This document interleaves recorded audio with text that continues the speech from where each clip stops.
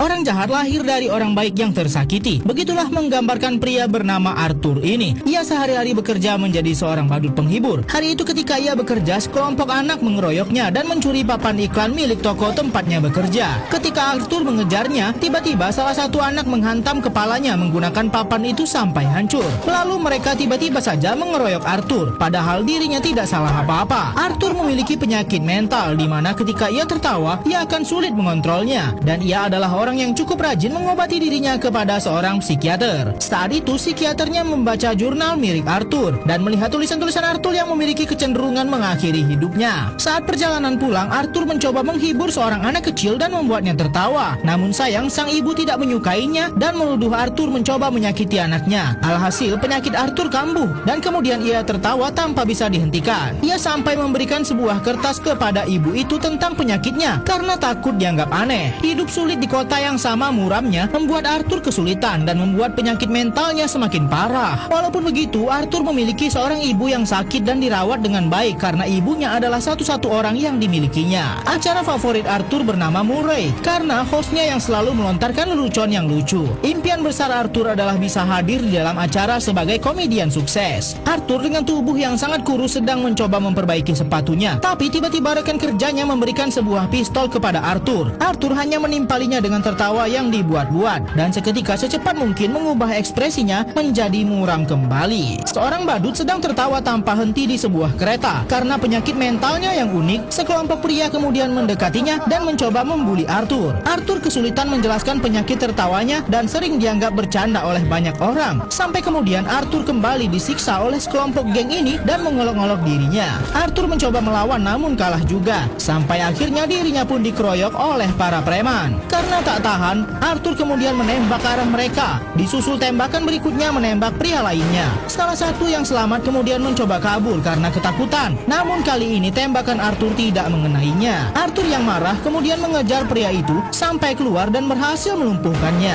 Sampai akhirnya ia menembak berkali-kali dan pria itu tak bergerak lagi. Sebelum ini semua terjadi, Arthur sedang bekerja menghibur para pasien di rumah sakit. Tapi ketika sedang menari, ia tak sengaja menjatuhkan pistol di depan anak-anak. Mendengar kabar itu, langsung saja bos Arthur memecatnya saat itu juga. Padahal pistol itu ia dapat dari rekan kerjanya di perusahaannya. Arthur yang sadar dengan perbuatannya kemudian berlari ketakutan karena sudah menciptakan kekacauan dengan menghabisi orang-orang. Ia bersembunyi masuk ke dalam toilet umum. Namun alih-alih menangis, Arthur kemudian menari-nari seperti ada alunan musik yang diputar di kepalanya. Apakah sebenarnya Arthur menikmati dirinya ketika menyakiti orang-orang? Setelah kejadian tersebut, Arthur menganggap tidak ada hal apapun